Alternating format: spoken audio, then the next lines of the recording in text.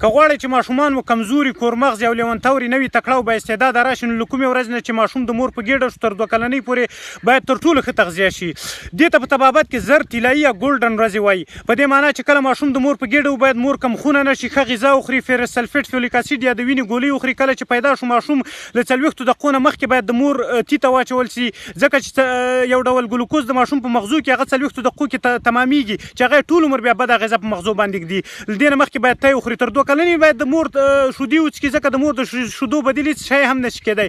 که ښه ماشومان غواړئ مور یې ښه تغذیه کړئ.